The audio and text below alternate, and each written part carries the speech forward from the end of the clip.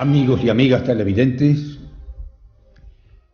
vamos de nuevo a empalmar nuestra charla semanal, aunque esta semana en realidad tenemos muchas cosas de que hablar y no mucho tiempo para hacerlo, porque estas coincidencias que a veces ocurren, hay días dicen uno, ¿y de qué hablaremos hoy o qué tocará hoy decir? Pero es que esta semana tenemos un montón de cosas que se han ido aglomerando, se han ido amontonando unas con otras, y me parece que tocarla por lo menos sí, porque son de importancia. Estamos en la última semana ya de la Cuaresma, a 5 días exactamente de la Semana Santa. Los de verdad cofrades y cristianos convencidos saben muy bien que estos días son días santos, los llamamos Semana Santa, días santos. Todos los días de la vida del cristiano deberían ser santos, porque tenemos un mandato del propio Cristo que nos dice: sed santos vosotros como vuestro Padre del cielo es santo. Pero nos cuesta trabajito. Ahora, llamamos días de Semana Santa porque esta semana que va a entrar pronto, faltan 5 días solo, son días en que los misterios de nuestra fe se van a poner de relieve en nuestras vivencias, con estas solemnidades con que en estos días, desde el Domingo de Ramos hasta la Resurrección, el pueblo cristiano no solamente en el templo, sino se echa a la calle para manifestar también en la calle su fe y su devoción a estos sagrados misterios que celebramos. Pero resulta que dentro de esta semana...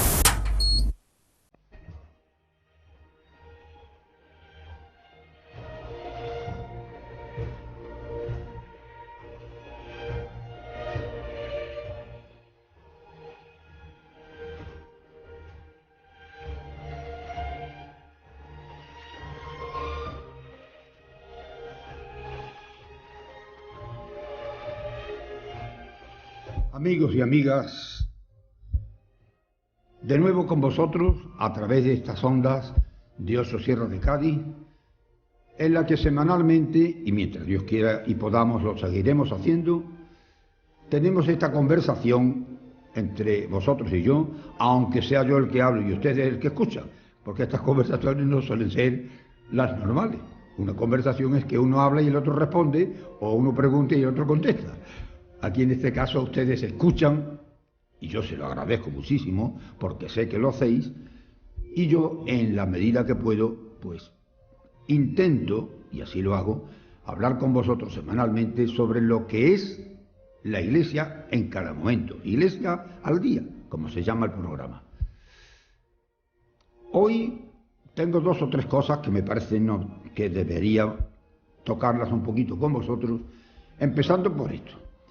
Ha pasado la Semana Santa, hace 8 o 10 días empezábamos el tiempo de Pascua, estamos ahora en la semana siguiente a la Pascua de Resurrección, y dándole vueltas a las cosas tal como son, tal como las vivimos, tal como somos, yo digo, hay que decir esto, no por ofender ni por llamar la atención, sino simplemente por educar en una forma correcta a los cristianos que quieren vivir correctamente y cristianamente bien. Estos días de Semana Santa, de verdad, hemos disfrutado todos, porque la verdad, esas cofradías preciosas, esas manifestaciones públicas en la calle, esa emoción que hemos visto en tantas personas que normalmente no suelen ir al templo, que no cumplen sus obligaciones cristianas, pero que luego en esos momentos de la Semana Santa se ven conmovidas a través de la visión de esas imágenes sagradas que ponemos en la calle. Esto a mí me trae estas consecuencias que no dejo de darle vuelta. Y por eso quiero deciroslo. Esas mismas sagradas imágenes que veis en la calle y ante las que se conmueve la gente y hasta lloran y las miran con un respeto y con un cariño, y las mecen y las llevan y las traen. Esas mismas imágenes 364 días están en el templo todo el año y no hay uno que venga a verla ni a visitarla. Y esto es lo que no me explico. ¿Cómo en la calle y un día en el año le tenemos tantísima devoción y luego pasan 364 días del año en que esa misma imagen está en su templo y no hay quien venga a verla? ¿Cómo se explica? La comparación es muy clara. Es como si tú tienes un padre y una madre y un día la sacas a paseo y luego el resto del año no vuelves a verla hasta el año que viene que vuelves a sacarla de paseo. ¿Qué diría tu padre y qué diría tu madre del cariño que dice que tú que le tienes? Pues esto es lo que hacemos muchas veces nosotros con las cuestiones de las cofradías, de las procesiones, de la Semana Santa, etcétera. No estoy echándole en cara nada a nadie, no, al contrario, estoy queriendo decir que no me parece correcto que ni siquiera los que forman las cofradías y pertenecen a ellas pasen el año entero sin acordarse de sus titulares y luego se peleen y lloren y griten porque no salen a la calle porque llueve o porque no los dejan meterse debajo del paso. Entonces, ¿qué pasa? Que un día en el año sí son sus imágenes y las quieren muchísimo y el resto del año ya no existen. Es lo que no me explico. Por eso quiero llamar la atención y decirle tanto a los cofrades, en primer lugar, que son muchos, porque cada una de las hermandades de cofradía tienen más de un centenar y bastante más de un centenar algunas, de hermanos que un día al año visten la túnica o se meten debajo del paso o exigen, como así, exigen que se les salga a la calle porque si no, bueno, pues bien. ¿Y por qué durante el año no hacéis un poquito de esfuerzo también? Y siquiera, de vez en cuando una visita a esas sagradas imágenes, una oración, aunque no sea más que mirándola, porque también se puede rezar sin hablar. Vosotros ponéis delante la imagen a la que le tenéis devoción y cariño y con mirarla muchas veces es suficiente, porque ya sea el Señor, sea la Virgen Santísima, nos conocen perfectamente porque somos sus hijos y nos aman y nos quieren a pesar de todo. Esto en primer lugar. Después, también en estos días, por lo menos 2 o 3 veces he oído esta frase en las noticias de la televisión, hablando de difuntos que han muerto recientemente. Y esa persona que hablaba, dirigiéndose al difunto, hablando, donde quiera que estés, donde quiera que te encuentres. Y yo decía, si tú estás diciendo donde quiera que estés, aunque no lo digas, estás diciendo que existe otra vida, porque si donde quiera que estés no es el cementerio donde está enterrado, que eso lo sabe el que está hablando, donde quiera que estés no es el cementerio está su cuerpo, pero donde quiera que esté se está dirigiendo a la persona, y la persona es el espíritu, es el alma. Ese donde quiera que esté, aunque no lo haya dicho, no supone por parte del que lo está diciendo que él o ella, quien lo habla, está pensando en otra vida. Pues claro que sí. ¿Cómo puede usted negar entonces que existe otra vida? ¿Cómo puede usted negar que el alma no muere? Si está usted hablando desde aquí y diciéndole al que se ha ido o a la que se ha ido, donde quiera que estés, supone que es que usted cree que está en un sitio. Y ese sitio no es el cementerio. ¿Hay o no hay otra vida? ¿Hay o no hay una eternidad? Y si hay otra vida y una eternidad, hay un Dios que la sostiene. No podrá usted entonces creer que Dios no existe. No hace mucho, teniendo yo una conversación parecida a esto con una persona, decía, no, mire usted, yo es que, claro, como a Dios no lo vemos, pues yo creo que habrá algo, pero yo querría saber viéndolo. Y yo le pregunté, ¿tú tienes madre o padre? Sí, madre sí tengo. ¿Y tú crees que es tu madre? Sí, claro, ¿cómo no? ¿Y por qué lo sabes? ¿Tú te viste nacer de ella cuando naciste? No, ¿verdad que no? Bueno, pero a mí me lo han dicho y está puesto en los papeles. Eso es. Pues esto es también con Dios. A nosotros nos han dicho y nos siguen diciendo en la doctrina y en el Evangelio que Dios existe. Y hay unos escritos que son los evangelios, y es la Biblia, y es la Sagrada Escritura, y es la tradición cristiana, en donde se habla de ese Dios que existe y que nos ha creado. Entonces, si tú crees que tu madre es tu madre, porque te lo han dicho y porque tú lo has visto en los escritos, porque vas a negar que Dios existe si te lo han dicho igual y también está escrito igual que lo de tu madre. ¿Ves cómo hay muy poca congruencia entre lo que decimos y lo que pensamos? Y esto hay que decirlo porque no, la gente no sabe por dónde va. Esto, que se repite bastantes veces, es señal de una falta de formación, de educación cristiana, de que no se le ha dado a la gente un sentido claro y terminante de lo que es la vida y la fe. En estos días, y me dio mucha pena verlo, en un colegio, no aquí, por supuesto, pero en España sí, en un colegio se le estaba proyectando una película a los alumnos y la película era la memoria histórica de España, pero la memoria histórica que era la mitad de la memoria de verdad que tendría que haberse hablado, porque la historia no es lo que a mí me gusta que se sepa, sino que yo diga lo que pasa y lo que pasó, no lo que a mí me gusta decir. Si yo estoy medio educando y no educo del todo, estoy medio formando a personas que luego, a la hora de la realidad, como no saben la historia porque no se la han contado, como no le han explicado las cosas como son, pues viene con lo que está viniendo. El odio, el coraje, la revancha, el a mí me hicieron, el me mataron, el a mí me tal, a mí... Pero lo otro, ¿por qué no se dice también? La historia es completa.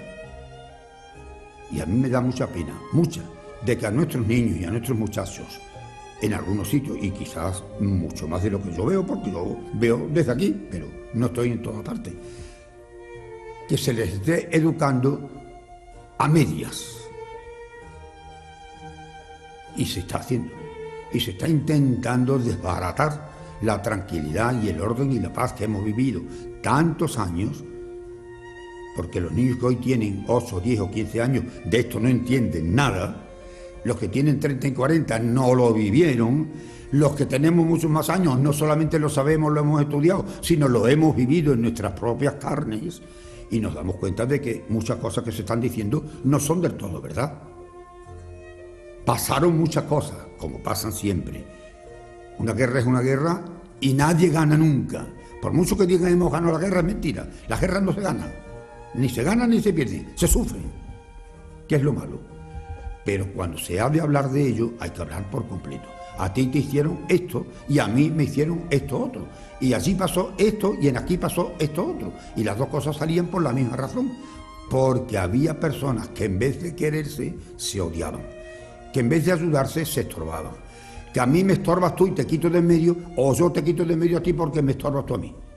Esta es la desgracia que ocurre con la guerra, con las luchas, con la falta de conocimiento y de entendimiento entre las personas. Dios no nos ha mandado guerrear, Dios nos ha mandado amar. Y estos días en que hemos vivido la Semana Santa, el testimonio más grande que Dios nos ha dado de su amor a los hombres, que nos ha entregado a su propio Hijo, Jesucristo, que muriendo y sufriendo en la cruz nos ha redimido, nos ha quitado el pecado, nos ha hecho hacer las paces con Dios el Padre, pues que intentemos vivirlo de una manera correcta. El Papa estos días hablando mucho de estos temas y de esa desgracia que está ocurriendo en tantos países, tantas reuniones de los que mandan, de los que disponen, de los que dicen que gobiernan, y hablar, y hablar, y hablar, y nadie se pone de verdad a corregir esa desgracia tan grande de millones de personas que están quedándose sin casa, sin patria, sin pueblo, sin vida, tirada por esos caminos. Aquí no te quiero, de aquí te echo, aquí no entres, aquí te sales. Esto no es humano. Esto es totalmente lo contrario a la humanidad. El Señor nos ha creado a todos y ha creado un mundo para todos, no para algunos. No para que algunos disfruten y los demás sufran. no para que todos quieran tenerlo todo mientras otros carecen de todo. El mundo tiene suficientemente cosas, porque Dios nos ha quedado manco haciendo el mundo. Dios ha hecho el mundo muy bien hecho, y lo ha hecho para todos, y sigue sosteniéndolo para todos. Porque esos millares, millones quizás, de personas andan deambulando de un lugar a otro, tirados por esos campos, atravesando, como lo hemos visto tantas veces en la televisión, metidos en agua hasta la cintura para escaparse de una orilla a otra porque los persiguen. El Papa está muy triste y habla mucho de este tema y de la caridad fraterna y de cómo tendríamos que poner todos nuestros medios, los que tengamos, para que esto se corrija. ¿Y de dónde proceden estas cosas y tanto mal? En parte, desgraciadamente, porque también hay un ataque frontal contra la familia auténtica. Porque siempre la familia ha sido la mejor y la primera escuela de educación para los hijos. Los padres han sido los primeros y tendrían que ser los primeros maestros de la formación, de la educación, del crecimiento no solo material del cuerpo, sino del entendimiento y de la voluntad y de la capacidad de sus hijos. Pero desgraciadamente estamos viendo que muchas familias se desentienden de este problema. Ayer mismo hablando de un país, no lo cito, pero muchos de ustedes lo habrían oído y lo habrían visto, en el que ya no ha habido más remedio que poner medios porque los abortos son diarios y a montones. Y el pueblo se está dando cuenta ya, los que lo dirigen, de que el pueblo va mermando cada día más y estamos siendo cada vez más personas mayores porque no están naciendo niños. No los dejan nacer, los matan antes de que nazcan, impiden el nacimiento. Si seguimos ese camino y la familia va por ese sendero, de aquí a unos años, ¿qué clase de sociedad vamos a tener? Una sociedad de ancianos, mientras duren.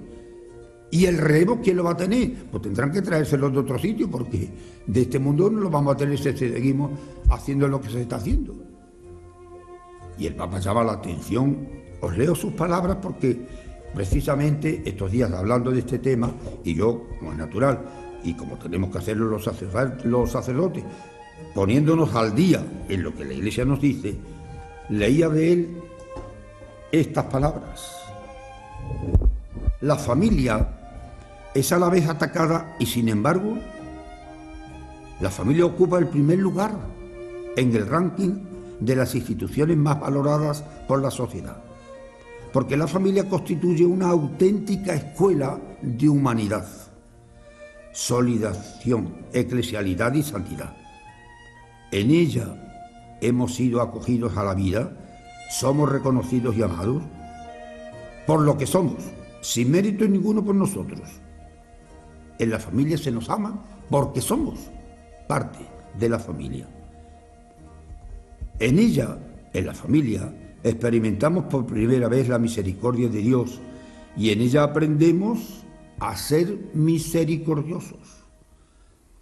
En la familia se juegan no solo los primeros pasos de la fe, sino que nos jugamos todo el futuro de la humanidad creíble.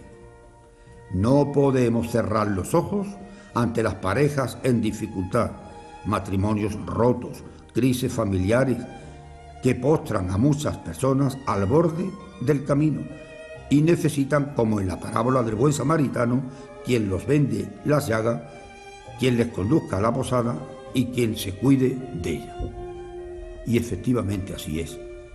La familia, dejándose llevar muchas veces por los intereses materiales y por las costumbres que muchas veces no son cristianas, como nos está ocurriendo ahora ya en este mes que vamos a tener delante, mucho preparativo de primeras comuniones, mucho preparativo, pero de formación cristiana de los niños poca, y de continuidad después de que han hecho su primera comunión y las madres y los padres han lucido a sus niños con sus festejos. Después no me pregunten ustedes porque yo ya, como dicen algunos, yo ya acabé, yo ya hice lo que tenía que hacer y a mí no me molesta usted más. ¿Dónde está entonces el remedio de, por lo menos, de muchos de estos males que padecemos? En que la familia tiene que volver a tomar la fuerza de la autoridad, que muchos padres la han perdido, la fuerza de la comprensión de que los hijos no son instrumentos que hay que manejar, sino personas a las que hay que educar y formar, y de que la familia empiece a ser lo que ha debido ser siempre, la iglesia doméstica, como la han llamado siempre los papas, donde se empieza la fe de los cristianos en el bautismo, donde se mantiene y se educa y se forma a través de los años, y donde se intenta vivir en la práctica de lo que en estos días tanto se nos está hablando de ello, las obras de misericordia. Es decir, hacer el bien en todas las formas posibles a todos cuantos de nosotros lo necesiten. Ahí queda el mensaje de esta semana y continuamos viviendo la presencia de Jesucristo resucitado entre nosotros. Que Él nos ayude a vivir como debemos vivir los cristianos, con la felicidad y la paz.